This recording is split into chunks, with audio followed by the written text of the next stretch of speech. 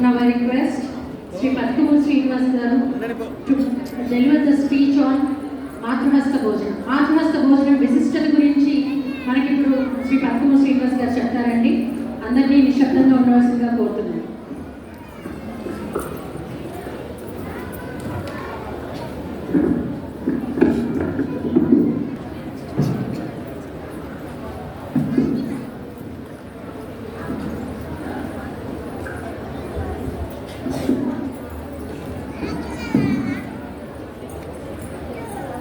ఇక్కడ కార్యక్రమంలో ఉన్నటువంటి పెద్దలు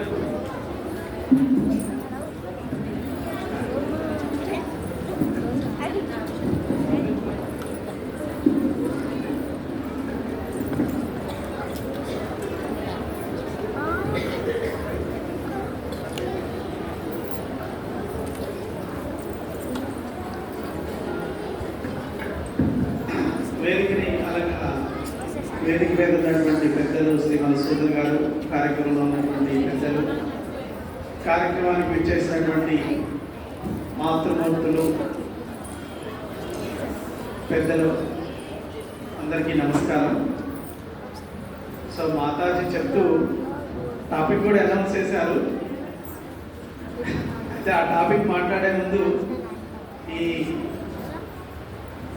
ఇప్పుడు జరిగినటువంటి కార్యక్రమాల గురించి, పిల్లలు వేసినటువంటి స్కిట్స్ గురించి కొద్దిగా మాట్లాడి నేను ముందుకెళ్తాను. వీళ్ళు 4 విషయాలు చేశారు. ఈ 4 విషయాలు కూడా ఒక సందేశాత్మకమైనటువంటి విషయాలు. ఇవి సంఘము, విద్యాభారతి, సంఘము మన మాతృ సంస్థ, మీరందరూ తెలిసే ఉంటుంది, ఆర్ఎస్ఎస్ అని. ఆర్ఎస్ఎస్ ప్రారంభమై 99 ఏళ్ళు పూర్తయి 100వ సంవత్సరం నడుస్తుంది. నెక్స్ట్ విజయదశమికి 100 ఏళ్ళు పూర్తవుతుంది.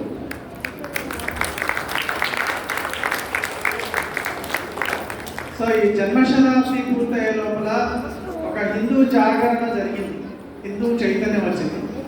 దాంతో పాటుగా సమాజంలో మార్పు రావాలి, సమాజంలో చైతన్యం రావాలి అని అనేక లక్ష్యాలు పెట్టుకుంది. అందులో ఈ పంచకర్తవ్యాలు అని చెప్పేసి ఒక లక్ష్యం పెట్టింది. అదే పర్యావరణము, కుటుంబ ప్రబోధం, సమరసత, స్వబోధ, నాగరికర్తవ్యం.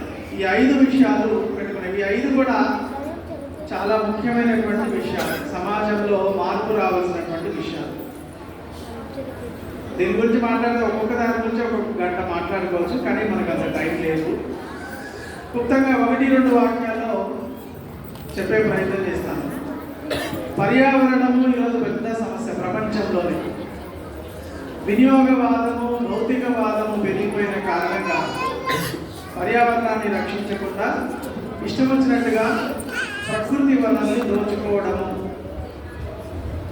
తర్వాత పర్యావరణ కాలుష్యం, మనము వాడేటువంటి వాహనాలు, ఏసీలు, ఫ్రిడ్జ్లు, వీటన్నిటి కారణంగా విపరీతమైనటువంటి పొల్యూషన్ వస్తుంది.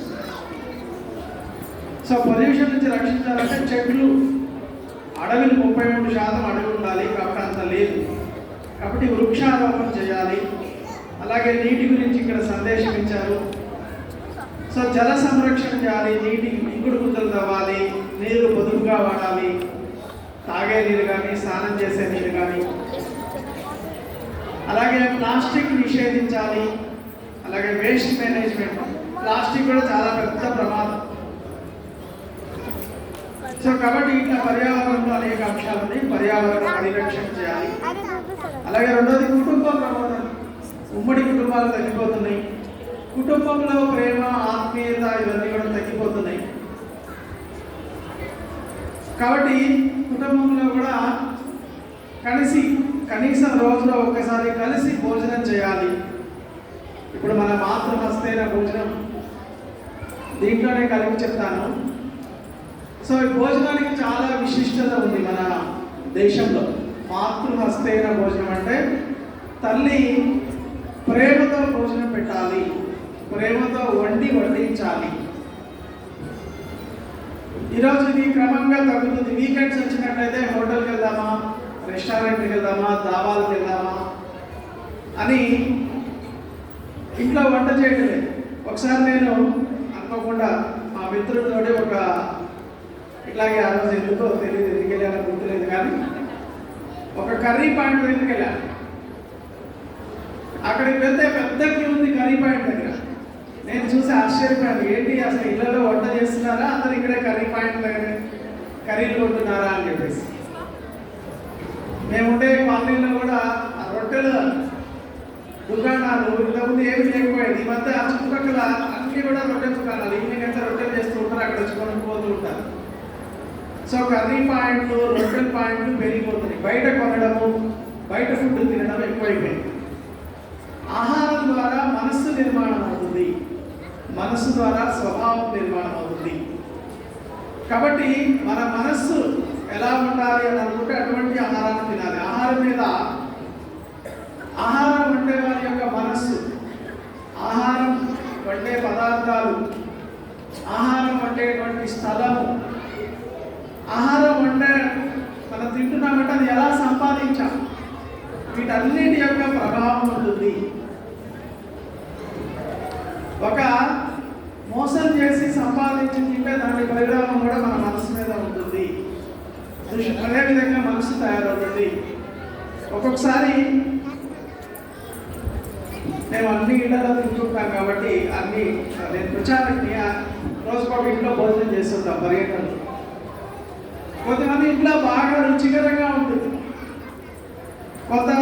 కొన్ని ఇళ్లలో లేదా తినలేకపోతుంది, లేదా మన ఇళ్లలో కూడా బియ్యంకాలు కూడా అనుకూలంగా ఉంటుంది. ఒక్కొక్కసారి చాలా రుచికరంగా ఉంటుంది భోజనం వంట చేసేటప్పుడు. ఒక్కొక్కసారి కారం ఎక్కువ కావడము, ఉప్పు ఎక్కువ కావడము, తక్కువ కావడము తినబుద్ధి కాదు. కారణం ఏంటంటే ఇది ఎక్కడో ఆ వండేటప్పుడు వాళ్ళకి వంట తెలియదని కాదు, తెలిసినప్పటికీ ఆ మనసు ఏదో కోపంతో, ద్వేషంతో, ఈర్ష్యతో వంట చేశారనుకోండి, దాని ప్రభావం ఆ భోజనం మీద ఉంటుంది. కాబట్టి మనకి తెలుసు, సాంప్రదాయ కుటుంబాల్లో మడి కట్టుకొని కానీ వంట చేయదు. అదేదో ఒక కులాచారం అనుకోవాల్సినటువంటి అవసరం లేదు. భోజనానికి ఉండేటువంటి పవిత్రతనే. సో భోజనం అనేటువంటిది పవిత్రంగా ఉండాలి. కాబట్టి ఆ వంట చేసేటువంటి ప్రదేశం పవిత్రంగా ఉండాలి, వంటశాల శుభ్రంగా ఉండాలి, వంటేవారు మనసు శుభ్రంగా ఉండాలి, వంటే పదార్థాలు శుభ్రంగా ఉండాలి. దాని యొక్క సంపాదన, మనం తినేటువంటి ఆహారం వెనకాల సంపాదన కూడా పవిత్రమైనటువంటిది, నీతి న్యాయంగా సంపాదించిందై ఉండాలి. సో అప్పుడే మనకి తెలుసు సత్వ రజస్తమో గుణాలన్నీ మూడు ఉన్నాయి. మనం తినే ఆహారంలో కూడా సాత్విక ఆహారం అంటే సాత్వికమైనటువంటి మనస్సు, ప్రేమ, ఆప్యాయత, అనురాగం ఉంటాయి. రజోగుణమైనటువంటి కారం, ఉప్పు, ఇటువంటి అన్ని రజోగుణమైనటువంటి ఆహారం అంటే మన మనస్సు కూడా అదే విధంగా తయారవుతుంది. రాజసికమైనటువంటి ప్రవృత్తి, కోపము, ఈర్ష, అసూయ, ద్వేషము. లేదా తామసికమైనటువంటి ఆహారం తింటే తామసిక ప్రవృత్తి ఎక్కువగా తింటే, ఎప్పుడైనా ఒకసారి తింటే తినదు. నిరంతరము తామసిక ఆహారం అంటే తామసిక ప్రవృత్తి, నిద్ర, దుర్గుణాలు, ఇటువంటి అన్ని కూడా వచ్చేటువంటి అవకాశం ఉంది. కాబట్టి ముఖ్యంగా మీరందరూ చిన్నపిల్లలు ఉన్నారు, పిల్లలందరూ విద్యాలయంలో చదువుతున్నారు. పిల్లలకి ఆహారం పెట్టేటువంటి విషయంలో బిస్కెట్ ప్యాకెట్లు పెట్టడము, చాక్లెట్లు పెట్టడము, పిజ్జాలు, బర్గర్లు, ఇవి ఒకటేమో ఈ వ్యాపార దృష్టితోటి.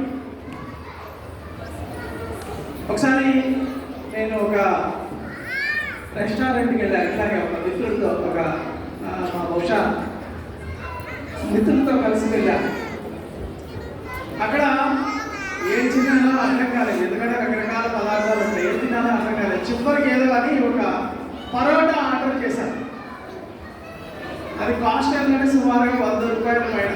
ఆ పరోటా తిన్న తర్వాత నాకు అనిపించింది, జీవితంలో మరోసారి ఇంకా హోటల్లో తినద్దు అని చెప్పేసి అనిపించింది అనమాట. సో కాబట్టి అంత వ్యాపార దృష్టిలో చేసినటువంటి ఎలా ఉంటాయనేటువంటిది మనకి సులభంగా అనుభవం అవుతుంది. కాబట్టి ఇంట్లో వండి పెట్టాలి, బజార్లో వండి. తర్వాత బజార్లో ప్రిజర్వేటివ్స్ అంటే వాటి చాలా కాలం ఉండడానికి తయారు చేస్తారు. ముఖ్యంగా కురుకురేలు కానీ, లేకపోతే చాలా దొరుకుతున్నాయి, వాటి పేర్లు కూడా నాకు సరిగ్గా తెలియదు.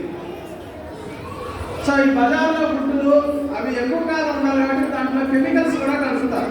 ఈ మధ్య క్యాన్సర్ వ్యాధులు ఎక్కువైపోతుంది, గుండెపోటు ఎక్కువైపోతుంది. కారణం ఏంటంటే ఆ రకరకాలైనటువంటి కెమికల్స్ మనం ఆహారంలో వాడు తినేస్తున్నాము. ఆ తిన్న కారణంగా అవి వెళ్ళి క్యాన్సర్ లాంటి, లేకపోతే చిన్న వయసులోనే గుండెపోటు లాంటి అనేక రకాలైనటువంటి రోగాలు కూడా వస్తున్నాయి. వీటన్నిటికీ దూరంగా ఉండాలంటే ఒక పవిత్రమైనటువంటి శుద్ధమైనటువంటి ఆహారం తినాలి.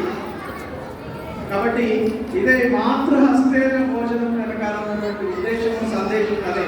తల్లి చక్కగా ఇంట్లో వండి పెట్టాలి. సాధ్యమైనంత వరకు మనము చాలా తప్పనిసరి ఏదంటే బజారులో కొనేటువంటి ఫుడ్కి వెళ్ళకూడదు.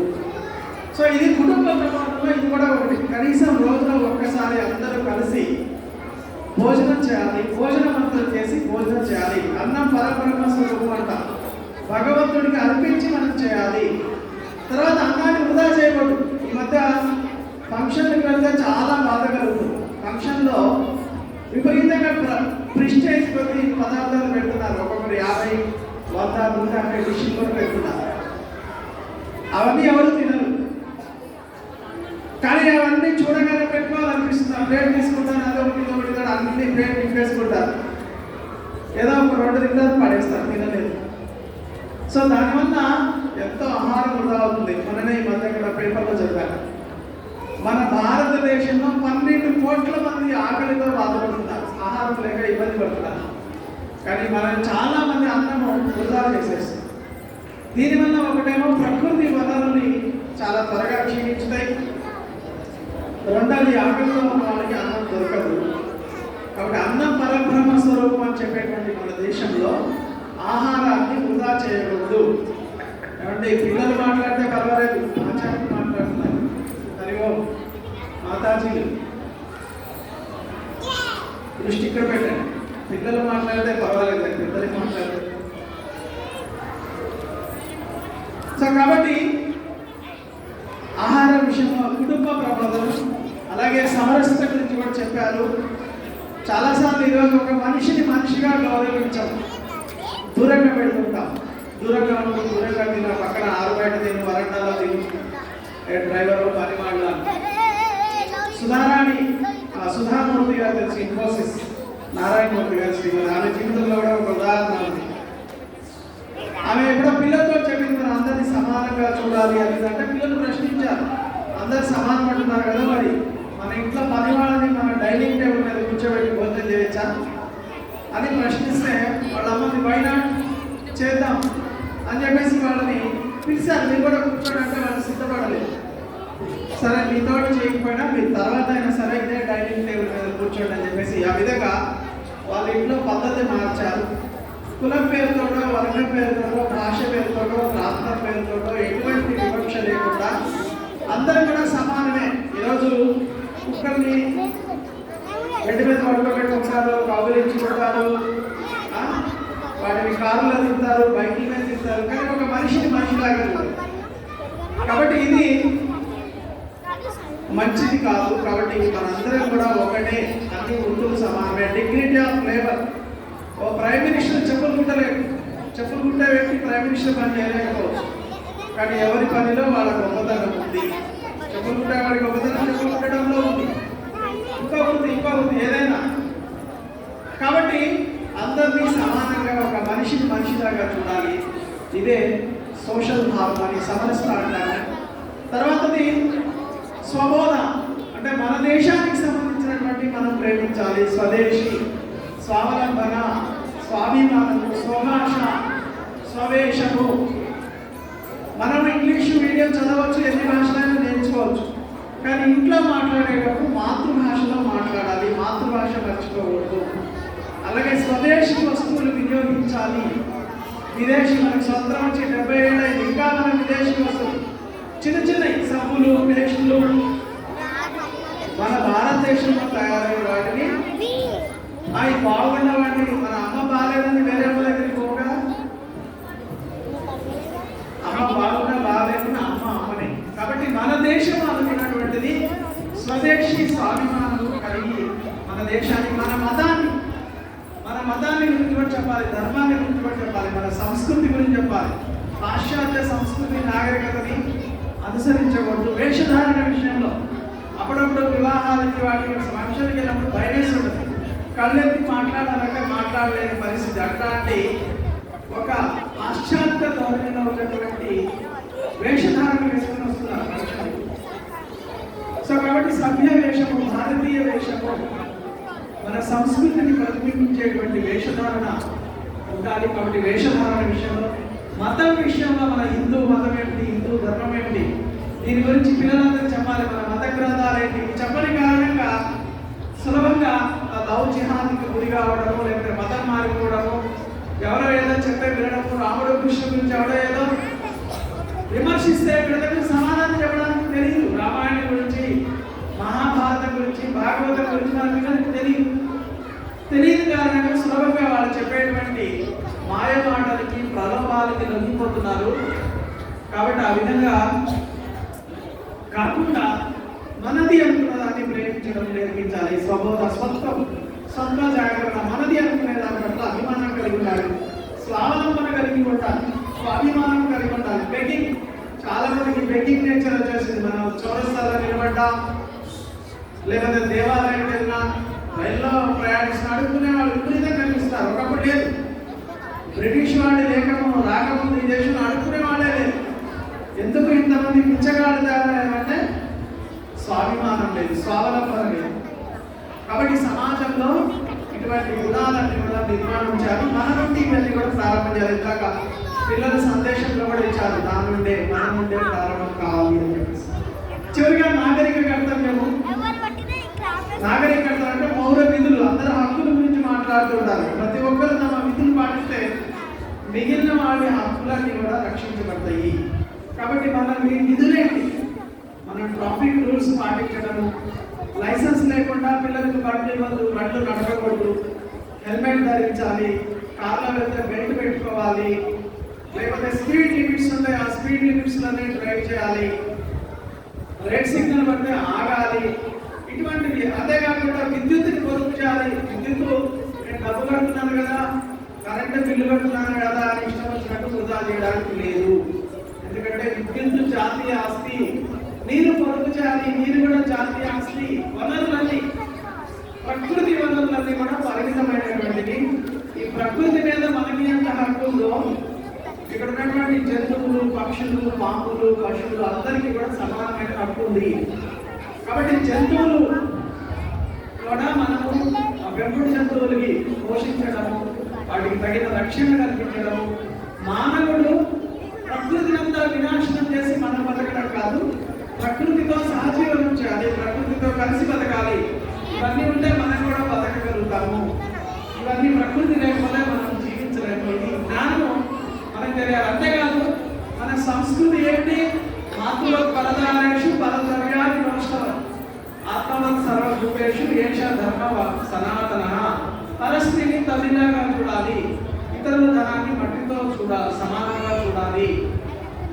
అన్ని ప్రాణులు ఆత్మ సర్వభూతాన్ని, నీలో ఏ ఆత్మ ఉందో అందరిలో అదే ఆత్మ ఉంది. ఎదుటి వారిలో, పక్క వారిలో, పశువులో, పక్షిలో, పాములో, చెట్టులో, పుట్టలో అందరిలో అదే ఆత్మ ఉంది. కాబట్టి అందరిలో ఒకే ఆత్మ ఉన్నప్పుడు నువ్వు ఎలాగా వాటిని హింసిస్తావు, వాటిని బాధ పెడతావు, ఎదుటి వారిని హింసిస్తావు. కాబట్టి ఈ ఆత్మవత్ సర్వభూతేషు అనేటువంటి ఆ సిద్ధాంతాన్ని ఆధారంగా చేసుకుని మనము మన కర్తవ్యాన్ని పాటించాలి. ప్రకృతి పట్ల, ఈ ప్రకృతి వనరుల పట్ల వీటన్నిటిని పరిమితంగా ఎంత అవసరమైతే అంత వాడాలి, పొదుపు కూడా చేయాలి. కాబట్టి ఇది మన కర్తవ్యం. మన మహాపురుషుని గౌరవించాలి, జాతీయ మహాపురుషుని గౌరవించాలి, జాతీయ చిహ్నాన్ని గౌరవించాలి. తర్వాత ప్రభుత్వానికి, ప్రజలకు సంబంధించినటువంటి ఆస్తులేవి కూడా ధ్వంసం చేయకూడదు. ఇవన్నీ చిన్నప్పటి నుంచి కూడా మనము నేర్పించాలి. సో నాగరిక కర్తవ్యంలో ఇటువంటి అనేక విషయాలు ఉన్నాయి. కాబట్టి ఇవన్నిటిని కూడా మనం పాటించినట్లయితే ఈ పంచ కర్తవ్యాలు ఏవైతే ఉన్నాయో వాటన్నిటిని పాటించాలి. కాబట్టి మీ అందరికీ కూడా ఈరోజు మీరందరూ కూడా ప్రేమతో వండి ఇక్కడ మీ స్వహస్తాలతో వడ్డించడానికి వచ్చినందుకు మరొక్కసారి శుభాకాంక్షలు, అభినందనలు తెలియజేస్తూ నాకు ఈ అవకాశాన్ని ఇచ్చినందుకు ధన్యవాదాలు తెలియజేస్తూ ముగిస్తాను. నమస్కారం. మీ చేతులతో వడ్డించడానికి మాకు తెచ్చినందుకు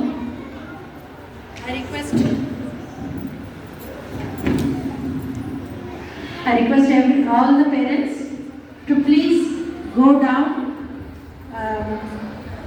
and I think everyone has received a token number. Please go down. Those who are serving Matrahastena Bhojanam, please go down and stand in your token number. Whatever number is given, please stand here. And I request all the parents who are participating in this program to have dinner and then leave. Thank you so much.